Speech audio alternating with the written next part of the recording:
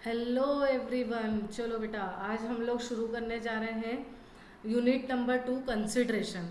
Right. Consideration मतलब होता है क्विड प्रो क्यो। देखो, कंसिडरेशन का मतलब हमें हमेशा के लिए समझना है कि समथिंग इन रिटर्न। कंसिडरेशन का मतलब होता है समथिंग इन रिटर्न। जैसे हम यहाँ पर बात करें कि ए ने बी को एक हाउस सेल करा है। राइट। और हाउस जो सेल करा है वो ए ने बी को वो 3 करोड़ रुपीस में करा है। तो 3 करोड़ रुपए यहाँ पर क्या कहलाएंगे इस चीज का? कंसिडरेशन। कंसिडरेशन का मतलब होता है समथिंग इन रिटर्न। राइट। अब देखो आगे बढ़ते हैं। What is consideration? कंसिडरेशन क्या होता है? तो consideration is a price agreed to be paid by promisee for the obligation of promisor. Promisor के ऑब्लिगेशन के लिए प्रोमिसी जो भी पेड कर रहा है वो अपनी साइड से कंसिडरेशन कहलाएगा। प्रोमिसर का ऑब्लिगेशन मतलब जैसे मैंने प्रॉमिस किया कि मैं पर्टिकुलरली ये सब्जेक्ट आपको टीच करूंगी। ठीक है। तो मैं आपको टीच करूंगी, इसके लिए आप पे करोगे। आप प्रॉमिसी हो, मैं प्रॉमिसर हूँ, तो आपका ऑब्लिगेशन है कि आप मुझे फीस पे करो। तो available consideration in the sense of law में कंसिस्ट इधर सम राइट। कंसिडरेशन किसी तरह का राइट भी हो सकता है, इंटरेस्ट भी हो सकता है, प्रॉफिट भी हो सकता है। मतलब समथिंग इन रिटर्न में कुछ भी आ सकता है यहाँ पर। ठीक है। अब section 2 sub clause D define consideration as follows. इस डेफिनेशन को आपको करने की जरूरत नहीं, बस आपको इतना ध्यान रखना है कि कंसिडरेशन जो है वो प्रोमिसर के डिजायर पर चलता है। मतलब कंसिडरेशन फिक्स कौन करता है? प्रोमिसर। जैसे मुझे पढ़ाना है तो मैं आपको बताऊंगी कि मेरे लॉ सब्जेक्ट की फीस कितनी होगी। राइट। तो कंसिडरेशन कौन फिक्स करेगा? Consideration is fixed on the desire of the promisor. ठीक है। जो किसी काम को करने की हैज डन और एब्सटेन्ड फ्रॉम डूइंग मतलब किसी काम को ना करने के लिए भी हो सकता है। ठीक है। तो कंसिडरेशन मतलब किसी काम को करने के लिए भी हो सकता है और किसी काम को ना करने के लिए भी हो सकता है। Consideration is an act to do something. मैंने बोला कि मैं आपको पढ़ाऊंगी, उसके बदले में ये फीस चार्ज होगी, तो ये हो गया कुछ करने के लिए कंसिडरेशन। एब्सटेंस फ्रॉम डूइंग में ये है कि अगर अभिषेक ने प्रॉमिस किया है भारती को कि वो केस फाइल नहीं करेगा उसके अगेंस्ट में, और अगर उसने केस फाइल नहीं किया तो उसके लिए वो 1 लाख रुपए पे करेगा, तो इसका मतलब आपने किसी काम को ना करने के लिए कंसिडरेशन यहाँ पर पे किया है। राइट। अब consideration must be eight the desire of the promisor. Consideration किसके डिजायर पर चलता है? कंसिडरेशन हमेशा प्रोमिसर के डिजायर पर चलता है। प्रोमिसर मतलब जिसने प्रॉमिस किया है। जैसे मैंने पढ़ाने का प्रॉमिस किया है तो मेरी डिजायर चलेगी, मैं फिक्स करूंगी कि कंसिडरेशन क्या होगा। लेकिन जब कंसिडरेशन पे करने की बात है तो कंसिडरेशन जैसे ए ने फिक्स करा कि वो बी के लिए एक पेंटिंग बनाएगा, तो बी को इस पेंटिंग के लिए 5 करोड़ रुपीस पे करने थे, लेकिन बी पे करने नहीं आया, उसका फ्रेंड B1 आ गया, तो चलेगा क्या? यस चलेगा। कंसिडरेशन थर्ड पार्टी से मूव भी हो सकता है। फिर कंसिडरेशन पास्ट प्रेजेंट और फ्यूचर तीनों होता है। कैसे, ये अपन डिटेल में अभी समझेंगे। चलो, अब हम समझते हैं कंसिडरेशन किसी तरह का प्रॉमिस है या performance that parties exchange with each other, है ना। कुछ बेनिफिट राइट जो एक दूसरे के साथ हम एक्सचेंज करते हैं उसको हम कंसिडरेशन बोलते हैं। लीगल रूल्स पढ़ते हैं कंसिडरेशन के। Consideration must move at the desire of the promisor. मतलब कंसिडरेशन हमेशा प्रोमिसर के डिजायर पर तय होता है। Consideration must offered by the promisee और third party at the desire और request of the promisor. Move मतलब किसकी तरफ से ऑफर किया जाएगा, तो ऑफर या मूव तो प्रोमिसी की तरफ से किया जाएगा, पर डिजायर किसकी चलेगी? हमेशा प्रोमिसर की। मतलब कंसिडरेशन फिक्स कौन करेगा? प्रोमिसर। ठीक है। अब हम यहाँ पर बात करते हैं एक केस की, Durga Prasad versus Baldev. The defendant promise to pay P a certain commission on article which would be sold through their agency in the market. D ने प्रॉमिस करा पी को कि वो कुछ सर्टन कमीशन आर्टिकल पर पे करेगा, which would be sold through their agency in the market. ठीक है। तो डी प्रॉमिस कर रहा है पे करने के लिए पी को। अब क्या हुआ कि डी ने प्रॉमिस कर दिया, लेकिन market was constructed by P at the desire of C. P ने मार्केट तो क्रिएट करा लेकिन डी के कहने पे नहीं करा, सी मतलब जो कलेक्टर था उसके कहने पर करा, और not the desire of D. D was not bound to pay as it was without the consideration and hence void. अब चूंकि उसने सी के कहने पर पी ने मार्केट क्रिएट करा है, तो कमीशन भी पी को सी ही देगा, ना कि डी देगा, क्योंकि डी के कहने पर मार्केट क्रिएट हुआ ही नहीं है। पी ने तो जो मार्केट क्रिएट किया है वो सी के कहने पे किया है, तो कमीशन भी सी देगा, ना कि डी। ठीक है, तो कंसिडरेशन जिसकी डिजायर पर चलता है, जिसकी इच्छा पर चल रहा है, तो उसकी इच्छा पर चलने पर प्रोमिसर कंसिडरेशन डिसाइड करेगा और फिर वही पे करेगा। थर्ड पार्टी कंसिडरेशन पे नहीं करेगी, मतलब कंसिडरेशन हमेशा प्रोमिसर की डिजायर पर ही फिक्स होगा जिसने प्रॉमिस किया है। कंसिडरेशन में मूव फ्रॉम प्रोमिसी और any third person. In India consideration में प्रोसीड फ्रॉम प्रोमिसी और any other person who is not the party to the contract as given in section 2 subclause D makes it proportionate clear according to the definition when a desire of the promiser, the promisee or any third person does something, such an act is consideration. In other words, there can be a stranger to a consideration but not the stranger to a contract.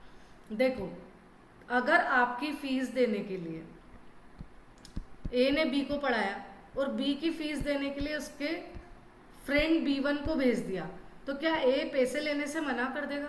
भैया आती लक्ष्मी को कोई मना नहीं करता है, तो consideration third party से मूव भी हो सकता है। इन शॉर्ट, अगर आप बात करो तो कंसिडरेशन में स्ट्रेंजर अलाउड है, कंसिडरेशन में स्ट्रेंजर अलाउड है। कंसिडरेशन के स्ट्रेंजर की बात याद रखना कि promise to pay any other person does something such act consideration. In other words, there can be a stranger to a consideration but not the stranger to a contract.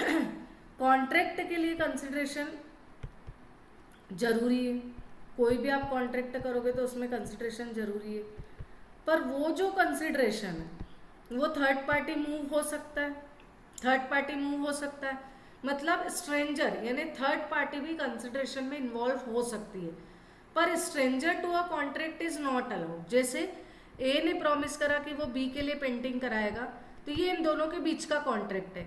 सी इस बात को लेकर ए पर केस नहीं कर सकता कि उसने बी की पेंटिंग क्यों नहीं बनाई। इसका मतलब थर्ड पार्टी को आप कॉन्ट्रैक्ट में तो इन्वॉल्व नहीं कर सकते हो, पर कंसिडरेशन में इन्वॉल्व कर सकते हो। अब बहुत ही एक फेमस केस हुआ था, Chinnaya versus Ramayya. Example 6, an old lady make a gift of her property to her daughter with a direction to pay certain sum of money to a maternal uncle by way of annuity. On the same day, the daughter executed a writing of favor of brother, agreed to pay the annuity. Daughter did not, however, pay the annuity and the uncle sued to recover it. It was held that there was sufficient consideration for uncle to recover money from daughter. देखो, old lady और किसके बीच में contract हुआ था? उसकी daughter के बीच में। और डॉटर को क्या बोला था ओल्ड लेडी ने कि वो उसके मेटरनल अंकल को एक पर्टिकुलर सम एन्युटी देती रहेगी, राइट। और उसने डॉटर ने बोला, राइटिंग में एक फेवर में एग्जीक्यूट कर दिया, उसके भाई को बोला कि भाई ठीक है अपन इतना एन्युटी का सम अंकल को पे कर देंगे। बाद में डॉटर ने वो एन्युटी का सम उसके अंकल को नहीं दिया। अब कॉन्ट्रैक्ट तो किसके बीच में हुआ था? ओल्ड लेडी और डॉटर के बीच में। अंकल तो इसमें स्ट्रेंजर है, फिर भी अंकल सफिशिएंटली उसकी डॉटर पर केस करके और वो कॉन्ट्रैक्ट वो कंसिडरेशन जो ले सकते हैं, क्योंकि stranger to a consideration is allowed है। तो थर्ड पार्टी होने के बावजूद भी अंकल ये सम डॉटर पे केस करके रिकवर कर सकते हैं, हालांकि कॉन्ट्रैक्ट ओल्ड लेडी और डॉटर के बीच में हुआ था। इसलिए कंसिडरेशन थर्ड पार्टी से मूव भी हो सकता है, ये इस केस में बताया है। एग्जीक्यूटेड और एग्जीक्यूटरी कंसिडरेशन। एग्जीक्यूटेड कंसिडरेशन मतलब मैंने आपको पढ़ा दिया, आपने भी फीस पे कर दी। एग्जीक्यूटरी कंसिडरेशन मतलब मैंने आपको पढ़ा तो दिया है, पर आपने अभी तक मुझे फीस पे नहीं की है, फ्यूचर में करोगे, तो वो एग्जीक्यूटरी कंसिडरेशन यहाँ पर कहलाएगा। कंसिडरेशन प्रेजेंट भी हो सकता है, पास्ट भी हो सकता है और फ्यूचर भी हो सकता है। प्रेजेंट कंसिडरेशन मतलब एग्जीक्यूटेड, प्रेजेंट मतलब एग्जीक्यूटेड, ये मैंने आपको अभी भी बताया कि मैंने आपको पढ़ा दिया और आपने भी फीस दे दी। एग्जीक्यूटरी मतलब मैंने तो पढ़ा दिया पर आपने अभी तक फीस पे नहीं की है, ठीक है। तो ये होता है एग्जीक्यूटरी कंसिडरेशन। और पास्ट कंसिडरेशन किसको बोलेंगे कि जैसे मान लो ए ने बी के लिए कुछ नोट्स प्रिपेयर करे, राइट, और इसके लिए ए ने बी से कुछ भी चार्ज नहीं किया। बाद में ए बी की शॉप पर जाता है और वहां पर जाकर उसने कुछ क्लॉथ्स वगैरह परचेस कर लिए, बी की क्लॉथ्स की शॉप है ना, तो ए ने कुछ परचेसिंग कर ली। अब चूंकि ए ने बी के लिए पहले कुछ ऐसा किया था जिससे आज वो जो कपड़े खरीद रहा है उसकी दुकान पे जाकर, उसके लिए कंसिडरेशन पे करने की ज़रूरत ख़त्म हो गई है। लेकिन ये बी पर डिपेंड करता है कि बी ऐसे पैसे चार्ज करता है या नहीं करता है। ये एक वॉलेंटरी एक्ट है जिसमें ए प्रेशराइज नहीं कर सकता है बी को कि देख भाई पहले मैंने तेरे लिए नोट्स बनाए थे, अब तो एक काम करके मुझे कंसिडरेशन पे कर दे, ऐसा वो नहीं बोल सकता। ये एक वॉलेंटरी एक्ट होता है। पास्ट कंसिडरेशन केवल इंडिया में ही वैलिड है, और पास्ट कंसिडरेशन पिछला कुछ आप ऐसा करते हो जिससे फ्यूचर में कंसिडरेशन देने की ज़रूरत ख़त्म हो जाती है। और याद रखना कि past consideration was not gratuitous, free of cost नहीं है, सब्सिक्वेंट प्रॉमिस है। लेकिन ये याद रखना कि ये वॉलेंटरी एक्ट है, आप इसमें किसी फोर्स नहीं कर सकते हो, ठीक है। नेक्स्ट आता है consideration need not be adequate. भाई मेरा कोई मकान है, राइट, और उस मकान की कीमत 5 करोड़ रुपए, और मैंने अपनी सिस्टर को उसको 4 करोड़ रुपए में ही बेच दिया, तो ये कंसिडरेशन इनएडिक्वेट मतलब कि इनकम्प्लीट जरूर है, पर ये consideration according to law in eyes of law valid है। मेरा मकान है, मैं कितने में भी बेचूं, इवन ये भी हो सकता है कि मैं अपने बेटे को दूं तो 0 कंसिडरेशन पे दूं, तो मैं 0 कंसिडरेशन पे भी उसको दूंगी। तो सेक्शन 25 में यहाँ पर लिखा हुआ है कि in case natural love and affection, अपने नियर एंड डियर को इसको बिना कंसिडरेशन के भी पे कर सकते हो, ठीक है। Performance of what was legally bound to perform. Performance of what one who legally bound to perform का मतलब है कि एक्स को वाई के लिए एक गवाही देने जाना था, ठीक है। अब एक्स ने वाई को फोन पे बोला कि यार मैं तेरा विटनेस तो बन जाऊंगा, उसके लिए तू 1 करोड़ रुपए मेरे घर भिजवा दे, तो ये गलत बात है। It is your legal duty to become a eye witness at such case. उस केस पर आप आई विटनेस बने हुए, ये आपकी लीगल ड्यूटी, आप उसके लिए कुछ पैसे चार्ज नहीं कर सकते हो। जैसे मान लो पुलिस वाले, उन्हें सैलरी मिल रही है ऑलरेडी, अब वो अपनी ड्यूटी कर रहे हैं, अब ड्यूटी के लिए वो आपसे कुछ एक्स्ट्रा ऑर्डिनरी अगर डिमांड करते हैं तो वो तो उसकी लीगल ड्यूटी, उसके लिए एक्स्ट्रा ऑर्डिनरी डिमांड करने की ज़रूरत नहीं है। तो अगर आप आपकी लीगल ड्यूटी निभा रहे तो आपको उसके लिए कुछ भी एक्स्ट्रा कंसिडरेशन अगर आप सामने वाले से मांगते हो तो कॉन्ट्रैक्ट क्या हो जाएगा, वॉइड हो जाएगा। ये बात आपको ध्यान रखनी है, ठीक है। Certain some over and above the fees, इसे हम इलीगल बोलेंगे। आपको आपकी सैलरी तो मिल ही रही है, उसके अलावा आप हमसे एक्स्ट्रा क्यों मांग रहे हो, तो ये चीज़ हमारी इलीगल होगी। और ये आप ध्यान रखना ध्यान से कि but where a person promise to do more than legally bound to do और such a promise provided is not oppose to public policy, is a good consideration. पर अगर आप कॉन्ट्रैक्ट में ऐसा लिख देते हो कि भाई मेरी फीस वैसे तो 50,000 रुपये बनती है, राइट, लेकिन मैं अभी बहुत बिजी चल रहा हूँ, अगर मैं तुम्हारे यहाँ आता हूँ तो मैं 60,000 रुपये इसके लिए चार्ज करूँगा, तो ये गुड थिंग है, इसके लिए मना नहीं है। लेकिन आपको अगर वो क्लाइंट ऑलरेडी 50,000 रुपये दे रहा है, आपकी फीस भी उतनी ही बनती है, और आप उससे बोल रहे हो कि भैया 60,000 रुपीज़ जो है वो हमें पे कर देना, तो ये इलीगल है। दोनों में डिफरेंस समझो।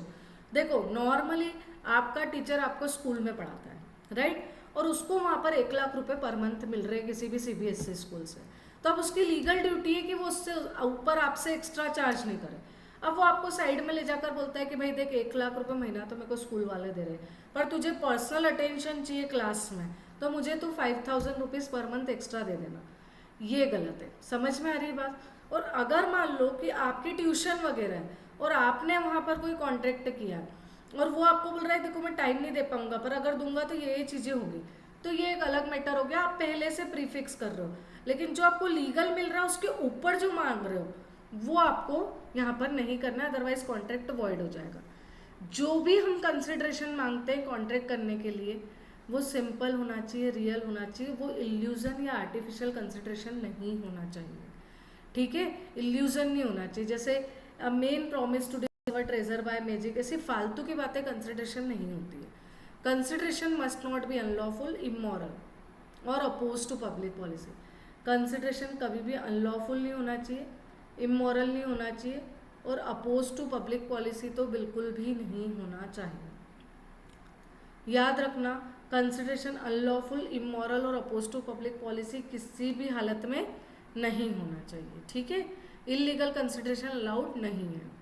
जैसे गवर्नमेंट जॉब देने के लिए आपने 50,000 रुपये की ब्राइब दी, तो ये इमोरल और अपोज टू पब्लिक पॉलिसी और अनलॉफुल कंसिडरेशन माना जाएगा। अब हमारा जो नेक्स्ट टॉपिक आता है वो है sued by a third party to a contract. अभी मैंने बताया कि stranger to a consideration is allowed, मतलब कंसिडरेशन मतलब पैसे देने की बात है तो वो थर्ड पार्टी से मूव हो सकता है, पर कॉन्ट्रैक्ट थर्ड पार्टी का केस करना यहाँ पर नहीं बनता, मतलब stranger to a contract is not allowed. A और बी के बीच में कॉन्ट्रैक्ट हुआ है तो सी केस नहीं कर सकता है, ठीक है, ये याद रखना। बट इसके कुछ एक्सेप्शनल केसेस है। In case of trust a beneficiary can enforce his right against the trust though he was not the party to the contract between the settlor and the trustee. अगर आप trust का contract create करते हो, trust का contract create करते हो मतलब जैसे ए है,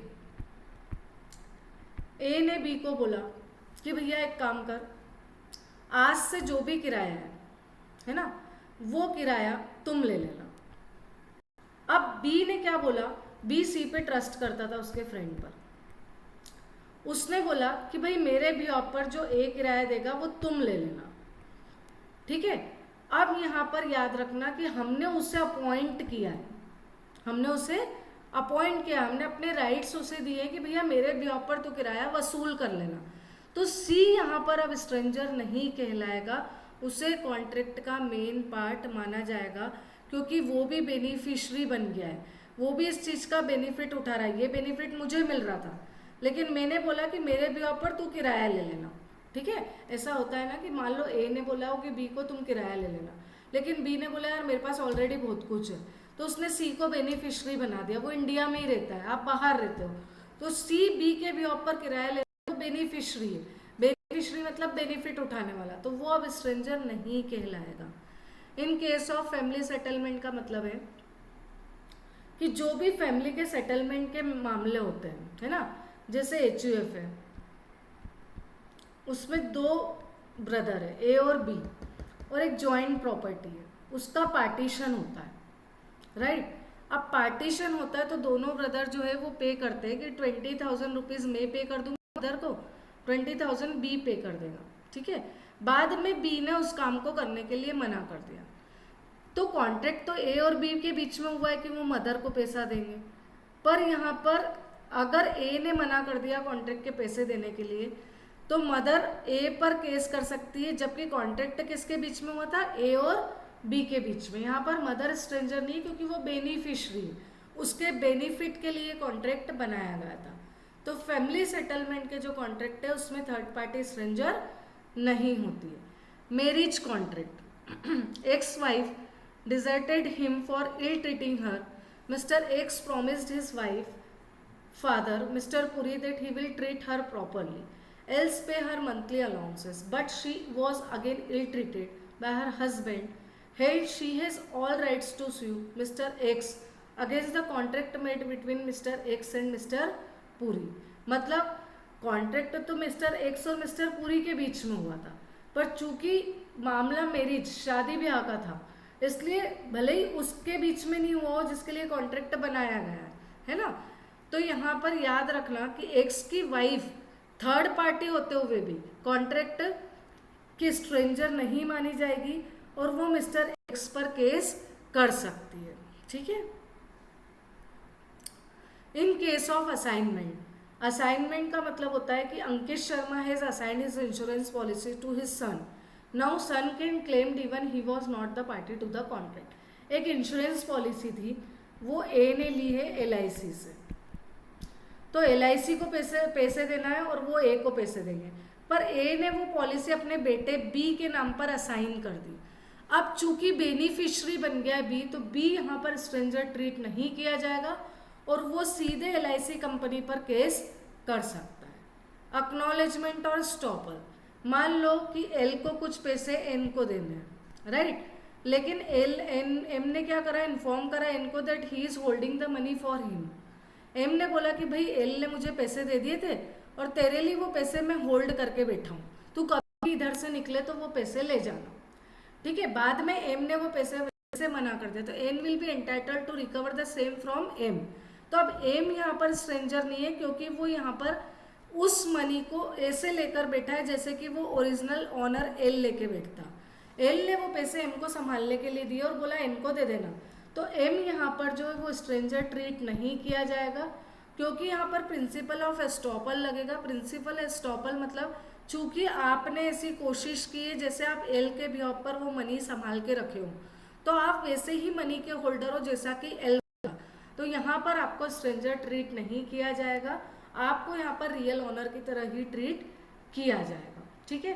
अब ये कॉन्विनेंट रनिंग विद द लैंड वाला केस बहुत बार आता है। होता ये है लॉ में कि जब भी आप कोई फिक्स्ड प्रॉपर्टी खरीदते हो, जैसे ए ने बी से एक मकान खरीदा, तो ए के पास ना केवल वो हाउस आया है बल्कि उस हाउस से रिलेटेड सारी लाइबिलिटीज और उस हाउस से रिलेटेड जो भी टर्म्स एंड कंडीशंस थी जो आज तक बी पर अप्लाई हो रही थी वो सब ए पर अप्लाई होगी। जैसे सपोज उस घर का म्यूनिसिपल कॉरपोरेशन का टैक्स देना बाकी है, तो जैसे बी और म्यूनिसिपल कॉरपोरेशन के बीच में कॉन्ट्रैक्ट था कि म्यूनिसिपल कॉरपोरेशन ये पैसे बी से वसूल करता, वैसे ही वो अब ए से वसूल कर सकता है, क्योंकि ये सारे लाइबिलिटी मकान के आते से ही आप पर ऑटोमेटिकली ट्रांसफर हो गई, ठीक है।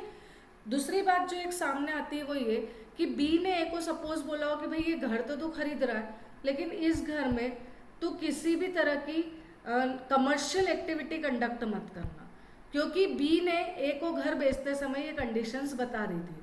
तो अब जैसे ही घर खरीदा उसे उस पर्टिकुलर घर का यूज केवल नॉन कमर्शियल एक्टिविटी के लिए करना है, वो कमर्शियल एक्टिविटी कंडक्ट नहीं कर सकता है। ये केस, ये एग्जाम्पल बहुत बार एग्जाम में पूछा गया है कि एक एग्रीकल्चर लैंड के लिए उसने ज़मीन दी थी और उसने इंडस्ट्रियल पर्पस के लिए यूज़ कर ली थी, तो आपको उसमें कॉन्विनेंट रनिंग विद द लैंड लिखकर आना पड़ेगा।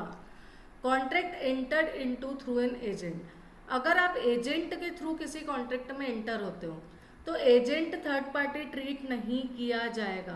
एजेंट को ऑनर का रिप्रेजेंटेटिव माना जाता है और वो थर्ड पार्टी नहीं है।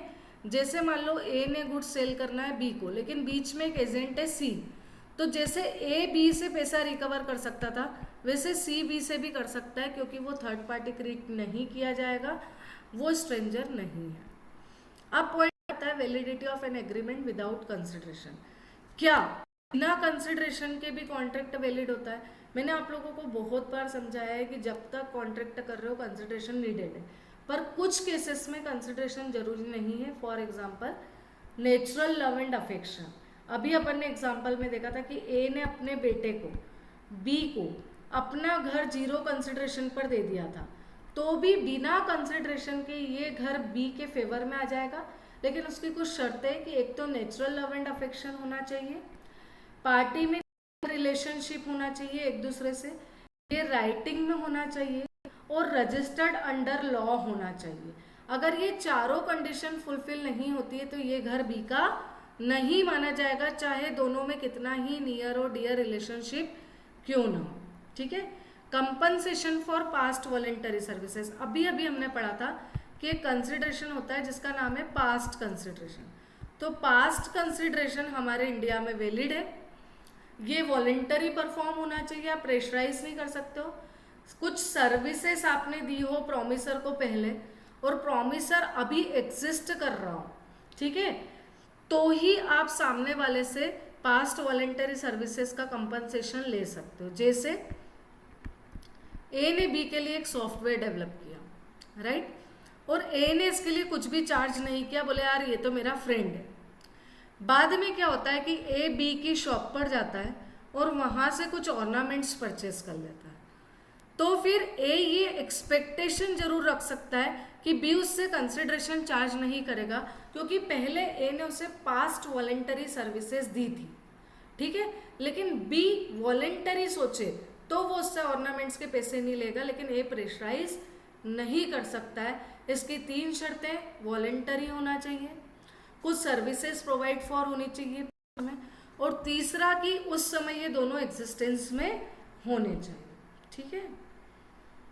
फिर प्रॉमिस टू पे टाइम बार डेट, हमारे इंडिया में टाइम ऑफ लिमिटेशन एक्ट है जो ये बोलता है कि अगर आपने उधारी अपनी 3 साल में वसूल नहीं की तो वो डूबी हुई मानी जाएगी। अब मान लो 3 साल हो गए और आप इसे वसूल नहीं कर पाए, ठीक है, 3 साल के अंदर अंदर आप इसे वसूल नहीं कर पाए तो ये माना जाएगा कि आपकी डेट डूब गई है। लेकिन अगर आगे जाकर आप उससे रिक्वेस्ट करते हैं तो रिक्वेस्ट आप पुरानी डेट के लिए कर रहे हैं तो ये कॉन्ट्रैक्ट अपनी जगह पर वैलिड माना जाएगा। भले ही आज कोई कॉन्ट्रैक्ट नहीं किया है, पुरानी डेट को रिकवर कर आप आज रिक्वेस्ट कर रहे हैं। लास्ट आता है गिफ्ट। गिफ्ट के केस में बेटा कंसिडरेशन नीडेड नहीं है, क्योंकि आप किसी को बर्थडे गिफ्ट देते हो तो क्या पीछे लिख देते हो कि भैया ये 50,000 के इसका बिल पे कर देना। बिना बिल पे किए आपने उसको अपनी इच्छा से अपनी फ्रेंड को गिफ्ट दिया है या डोनर डोनी रिलेशनशिप है तो यहाँ पर सामने वाले का वो पर्टिकुलर गिफ्ट हमेशा के लिए लीगली हो जाएगा, चाहे उसके लिए उसने 1 रुपया भी पे नहीं किया। अब एक कॉन्सेप्ट आता है बेलमेंट का। बेलमेंट मतलब आप किसी के पास अपनी चीज रखते हो, जैसे आप कहीं बाहर जा रहे थे और आपने अपने ऑर्नामेंट्स बी को बोला कि संभाल कर रखना। स्पेसिफिक टाइम और स्पेसिफिक पर्पस के लिए आप गुड्स को ट्रांसफर कर रहे हो, सेल नहीं कर रहे हो, केवल फिजिकल पोजीशन ट्रांसफर कर रहे हो अंडर सेक्शन 148, ये बेलमेंट कहलाएगा। अब ये आपने बी को रखने के लिए दिए और बी के लिए आपसे कुछ भी चार्ज नहीं कर रहा है, लेकिन कल से अगर ये बी से घूम जाते हैं ऑर्नामेंट्स तो ए बी पर केस कर सकता है, इवन दो यहाँ पर कोई कंसिडरेशन नहीं था तो भी। अगर बी गुड्स रिटर्न नहीं करता है तो according to section 148 A B पर केस कर सकता है कि भैया मेरा ऑर्नामेंट्स दो, ठीक है। और चैरिटी भी विदाउट कंसिडरेशन, हम जब दान धर्म करते हैं तो ये उम्मीद नहीं रखते हैं कि सामने वाला हमें कुछ यहाँ पर पे करेगा, और इसके बाद भी चैरिटी का कॉन्ट्रैक्ट अपनी जगह वैलिड माना जाता है, ठीक है बेटा। चलो ये यूनिट मैंने आपकी कवर करा दी, आप इसमें से अच्छे से पढ़ लीजिएगा। थैंक यू सो मच बेटा।